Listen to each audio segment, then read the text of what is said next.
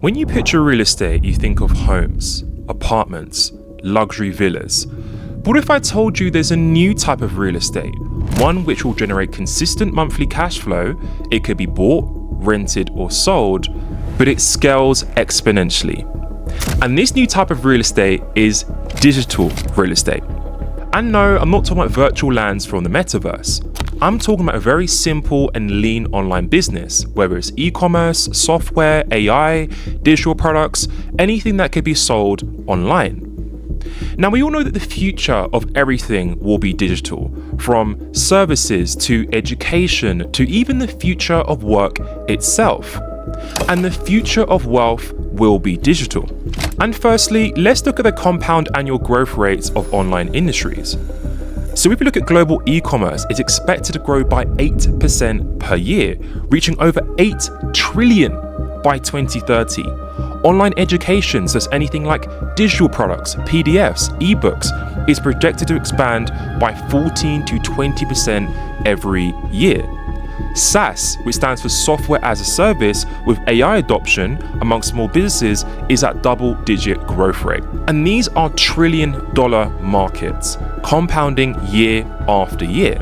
And this is why more and more investors are starting to treat digital real estate like physical property, using it for cash flow, improving the value, and cashing out when the time is right. Now, as amazing as it is to have an online business in your portfolio, to own a piece of digital real estate, starting from scratch is one of the worst things you can do, because 95% of businesses fail within their first 2 years of starting. Starting a business from scratch is analogous to trying to build a house from scratch, because you've got to go and find the land, put everything together brick by brick. It's going to be really expensive, it's going to be slow, and there's no guarantee it's even going to work. The same thing with building an online business. 95% of business fail within the first 2 years, whereas smart investors go ahead and buy the business where they're walking into cash flow from day one. And you might be thinking, well, Nathan, I don't have 6 figures lying around to go and buy a business. And the truth is, you don't need to. So just like trying to buy a house, we have mortgage options. Buying an online business, you have many financing options. And here are just a few examples of ways you can finance a business without using any of your own capital. You can use seller financing, so putting down less upfront and paying the rest using your own business profits, because remember, the business is producing cash flow already. You can use investor partnerships, so you operate the business and they fund the business. You can do earnouts where you only pay a part of the price, and if the business hits certain targets, and even if you didn't want to go ahead and buy an online business, you can actually rent the business. And yes, this is actually a thing. Now, renting is the same as leasing or licensing an online business. There are tons of online businesses out there that are producing cash flow, that have proven systems, but don't want to exit or sell as of yet. Now, what you can go and do is you can license the assets, you can license the material, the SOPs, the proven systems, and just come along as an affiliate. And they'll pay you a percentage of the money that you bring them. And you might be thinking, well, I want ownership from day one. Well, I'd rather have 50% in cash flow from a proven business than just guessing what's going to work from the jump.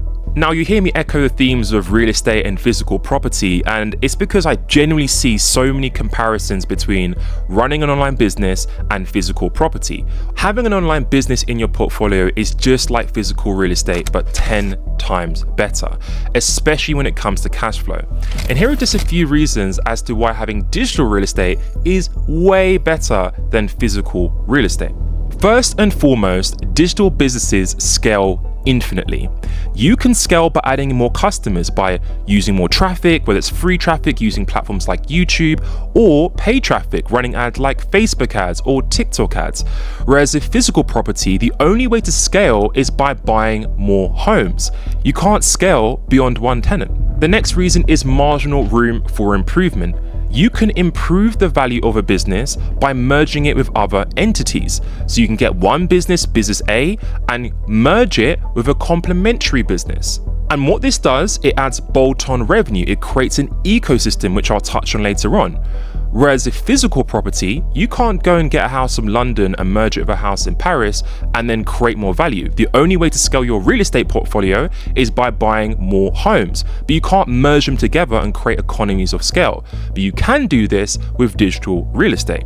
Digital real estate also appreciates a lot more than physical real estate if you leverage acquisition arbitrage, which I'll get to in a second, which gives it stronger multiple expansion because you can buy low at 2 to 4x profit and sell high at 3 to 6x profit. And you can capture the delta in between.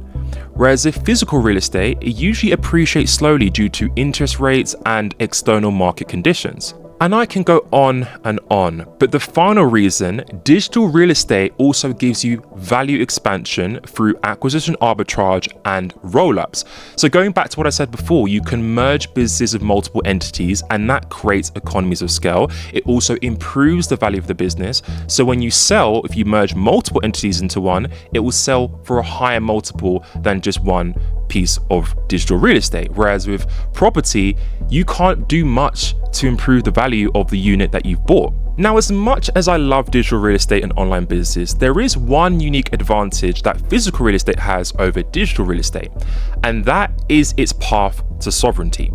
So with physical real estate, if you go and buy a property in a place like the UAE in Dubai, that will give you access to golden visas or residency by investment programs, which can offer plan Bs. It can also reduce your taxes and it can give you more global mobility. These options aren't usually available for online business or digital real estate. Yes, I know there are programs in the UAE if you go to invest into a company, but physical real estate is treated as a more stable asset class. But times are changing, and I do believe owning businesses and digital real estate will give you pathways in the future.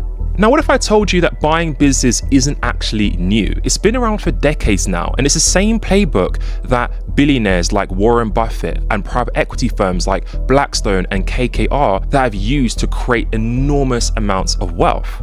And it's all about buying undervalued businesses, improving the value, and selling them at a higher multiple.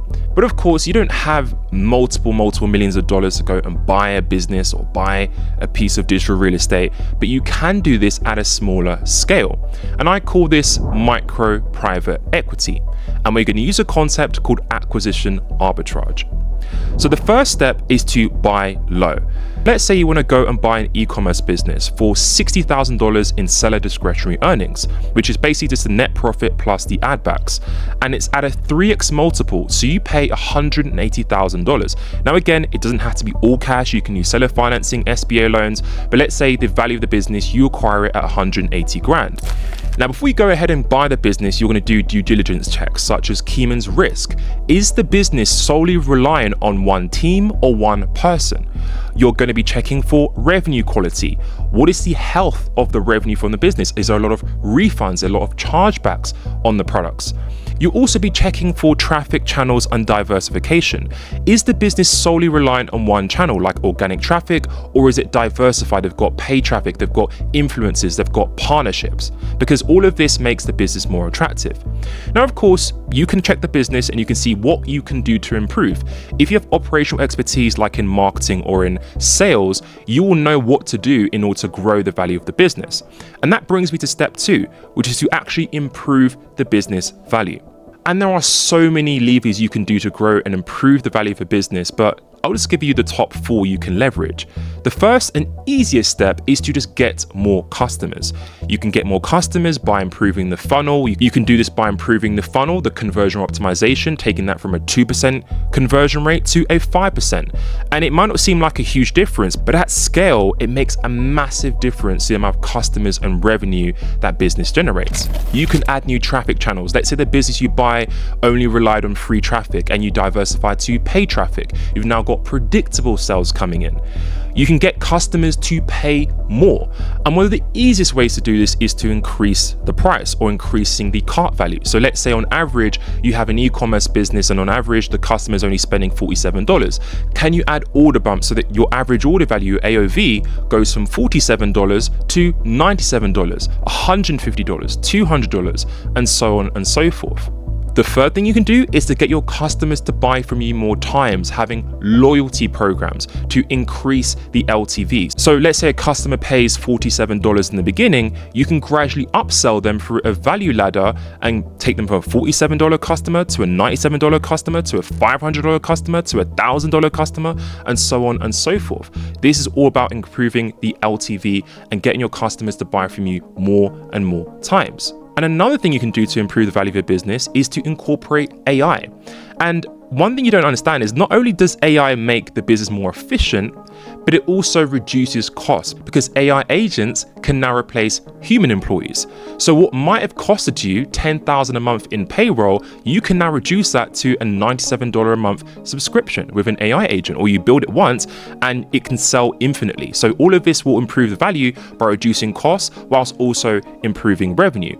And by implementing just a few of these changes, you can lift the profit of the business by $100,000. Now at that level, the market will pay you at 4.5x multiples, which will put the business that you bought at a $450,000 valuation. And the final step is to sell high. And this is all about exiting the business at a higher multiple, which will probably be, very conservatively speaking, at a 3 to 6x multiple. Now, buyers will tend to pay more for the scale of the business, both on the bottom line revenue. So if the SDE, seller discretionary earnings, is very high, they'll pay more for that. They also pay a premium for top line revenue, like the annual recurring revenue of the business. They're also interested in stability. So going back to what I said before about diversified traffic channels, not putting all your eggs all in one basket. You can diversify with paid traffic, organic traffic, and even different traffic channels in between them. And of course, documented systems and SOPs. Running a business needs to have a manual, a playbook that anyone can follow and repeat the same system and even improve on it. Now that you've bought low, you've improved the value, and you've sold high, that delta is $270,000 in value from multiple expansion and operational lift on top of the cash flow from the business. And there you have it. That's the micro private equity playbook. It's the same playbook that billionaires have used. They do a huge macro scale, but you can do the same thing at a smaller scale with buying smaller businesses, improving the value, and selling high. Now, I've only given you a piece of the puzzle, but where most of the wealth is created is in its next step. So the first step is to buy your digital property, and that alone will give you cash flow and equity. And what a roll-up is all about buying multiple businesses, merging them together. You want to find businesses that have synergies between them. You put them all into an ecosystem and you sell them at a premium multiple. So for example, let's say you have a fitness ecosystem. You can start by acquiring multiple different businesses in the fitness space. You can have an AI fitness tool. You can have a fitness supplement brand. You can have a fitness coaching service that you can sell for a high ticket price point. You can have a fitness digital product. And because all of the customers from these different businesses, I know they're different business models, they share the same customer base. When you're able to merge them all into one entity, that's where you're able to increase customer lifetime value through cross-selling and upselling.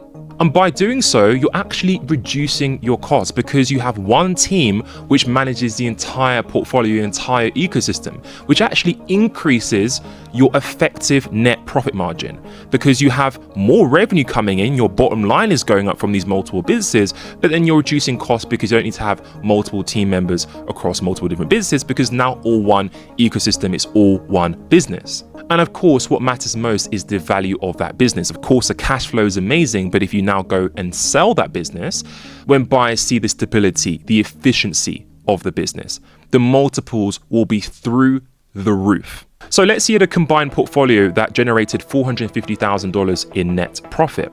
If you were to sell each of those businesses independently, you'd probably get 3x profit for each of them. So you'd probably make about $1.35 million in total.